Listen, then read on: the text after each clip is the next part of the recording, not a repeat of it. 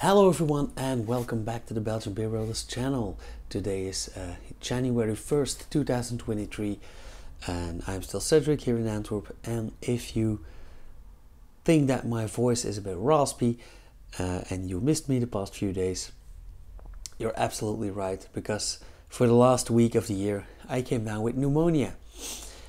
And of course I don't make videos when I have pneumonia because, well, if you don't taste anything, yeah, how can I talk about these beautiful beers? And I wouldn't do them any justice, right? So, but today we are back and I thought I'd have a rather festive beer with you guys today. We are gonna talk about Dame Jeanne. Now, Dame Jeanne is a beer or a brewery that's maybe a bit close to my heart, but also very close to me in proximity, because it's from Brasgaat and the brewer lives in Capelle, which is like 2 streets down that way. So, who is Dame Jeanne? Well, you might have heard this name before, and that is because the name Dame Jeanne is derived from a huge bottle. I'll post a picture up here somewhere, and chances are that many of you guys have one of these bottles at your home, because oftentimes they are family heirlooms and they got out of use, but they are still quite decorative, very popular with antique stores and thrift stores. What is a Dame Jeanne? A Dame Jeanne is a large round bottle, like a bulb bottle, and it can go up to 50 liters. I've seen them as big as 50 liters, and it was mainly used to transport beverages, or store and transport beverages, and especially fermented beverages, alcohol or alcoholic beverages, like in those days wine or cider, things like that. Very often these bottles are protected by a woven basket. Often they also had 2 handles, and that's how they got the nickname basket bottle. But originally those were known as Dame Jeanne or Lady Jane. The brewery Dame Jeanne was founded in 2012 by Patrick Teunissen, a guy born in Brasgaat and lives in Capelle. And he actually has a history in producing sparkling wines. He even gave workshops about that topic, and he has a lot of know-how. But somehow in 2012, or around 2012, he found a way to combine this know-how and his love for specialty beers. So he consulted the Œnological Center in Épernay in France, and yeah, sat around the table with Mark Struijff, who is the master brewer of the Trist in Capelle op den Bos, and you might want to check out the video about Mechel's Honingbier. I'll put a card up here, where I talk about that brewery. So he consulted Mark and they got to experimenting, and after several years of trying and experimenting, Patrick finally found some recipes that really worked and turned out to his taste, and he started producing Dame Jeanne Brut beer. Originally Patrick was brewing in Antwerp, in the center of Antwerp, in a borough that's called the Dam, or the Dam, which is coincidentally also where my mom was born. Sort of. She was born next to it. So, like I said, close to my heart and close in proximity. Now, after a few years, I believe 2015-ish, his location in Antwerp got a bit too small, and let's face it, Antwerp is not the easiest place to get deliveries and transportation wise. So he brought it closer to home and he started brewing in Brasgaat and started working together with Perron Noord. Perron Noord is a social workspace where people with a handicap basically work. So they often label and package bottles for other companies that produce beverages, or so even the large breweries work with these social workspaces. Eventually in 2018 they moved to Noordheuvel, also a social workspace in Braschaat, and that's where they still are. 2 years ago, in 2020, during the first COVID-19 lockdowns, a lot of businesses were struggling, and Patrick actually got the idea to expand. So he presented some new Brut beers, some new specialty beers, but also opened a distillery where he currently makes limoncello, amaretto and absinthe. I haven't had the chance to taste those, but I'll make sure that I will.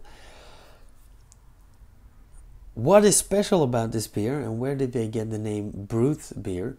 Well, you might have seen the name Brut on champagne bottles or cava bottles or any sparkling wine bottles. This actually refers to the clarification and re-fermentation according to the traditional Methode Champenois. Now, the Methode Champenois is a way of producing champagne or sparkling wine. You can also have cava Methode Champenois. And that in itself refers to a re-fermentation in the bottle, in this case 3 months.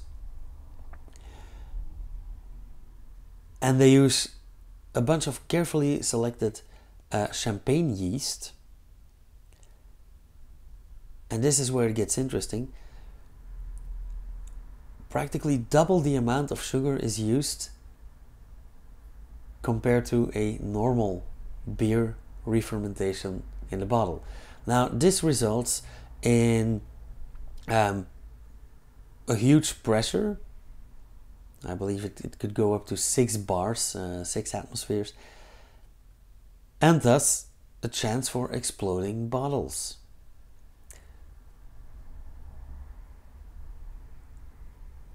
You can imagine that to keep these things going, or keep these things from going wrong, a lot of know-how is necessary, and this liqueur de tirage, as they call it, this yeast and sugar blend that is added to the bottle, has to be meticulously measured. Because if you get a runaway fermentation and a pressure buildup, you can have a bunch of exploding bottles, and that has happened in the past. I don't know about Jeanne, but I have known this to happen way back.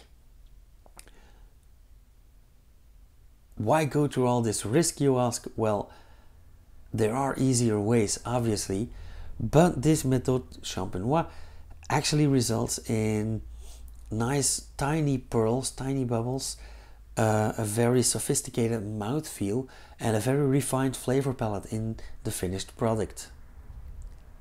So apparently it is worth it, and we'll find out in a minute. There is quite a bit more to it, to this Methode Champenois, but I'm thinking about just making another video about that. If I'm gonna make videos about beer styles and production in the near future, I'll just make one about this as well. Now, on to the beer. Today I have the Brut sur Lie by Jeanne, and pay attention to this beautiful champagne-inspired glass.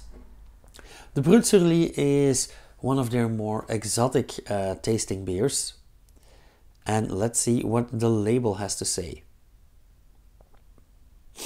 An aperitif beer with a full fruity taste, made from 100% natural ingredients, water, barley malt, hop, yeast, and that is about it.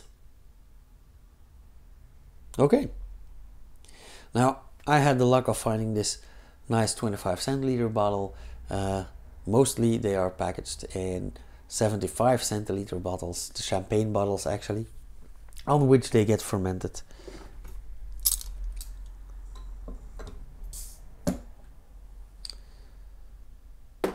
And we already have these beautiful pearls. Like I said, quite some pressure.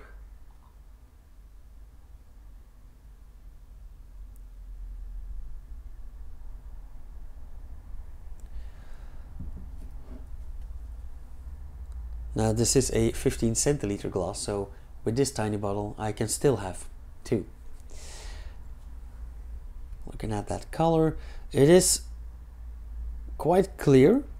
Now bear in mind, this is unpasteurized, unfiltered. This is also clarified using the Methode Champenois, and that is where they store the bottles upside down, a bit like a conical tank.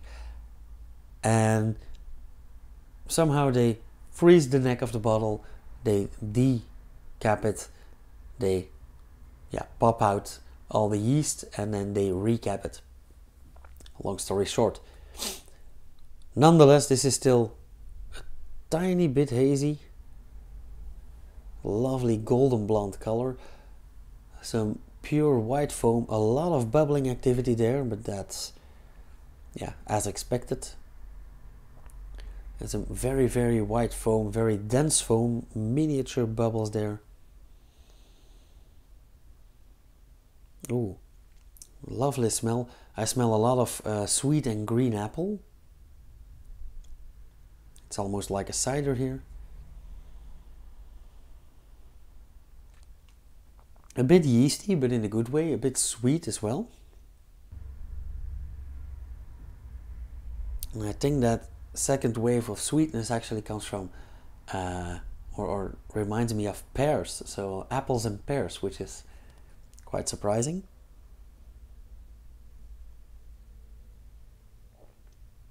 And also a bit of grapefruit juice or zest. Let's see, let's have a taste.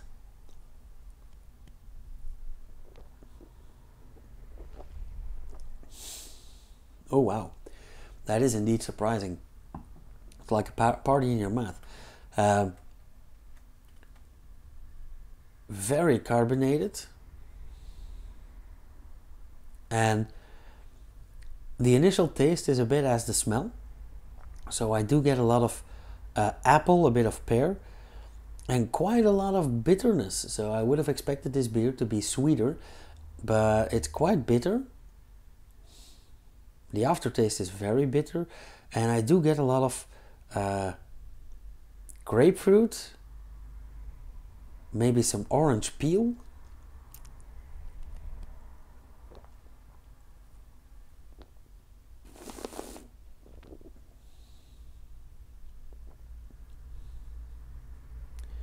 And also some exotic fruits like star fruit and apricot.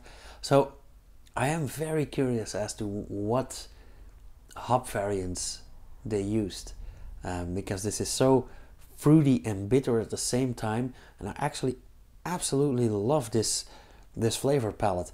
Now that combined with the tiny bubbles from the champagne yeast and a very full mouthfeel, so the combination of bitterness and carbon dioxide actually boosts that mouthfeel way up. And for a what is this, 9.5? No, an 8.5% ABV beer, this actually comes in very strong.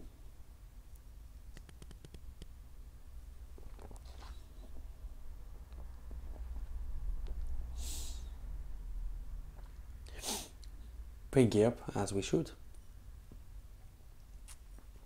Famo, that one's for you. Oh wow, this is again not a chugging beer. This is such a special taste. I do get a lot of grapefruit in the aftertaste as well. This is actually really a beer for celebrating and savoring. So I think I might get some large bottles of these for any next celebration. And look at that, I just refilled my glass.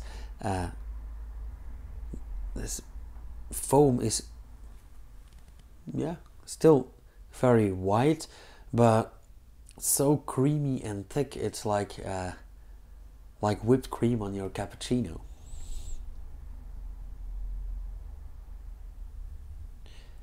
Okay, I'm gonna leave it at that, guys. Um, Again, thanks so much for watching. Thanks for sticking by me throughout this last year.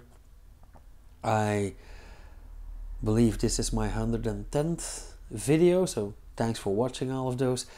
And I hope you guys have an awesome year with a lot of great beers and of course everything that you can wish for.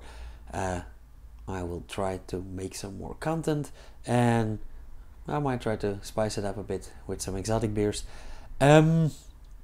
If you like this video, if you have any remarks or questions, if you want to see more videos about the production of beer, like about Jeanne's or Methode Champenois or anything else, leave suggestions down in the comments and I'll try to work with those. If you want to see more, subscribe, hit the bell icon, and I will see you guys again, yeah, probably tomorrow, because I still have a festive beer that I was keeping for yesterday and I don't want to keep it from you. Cheers, you guys.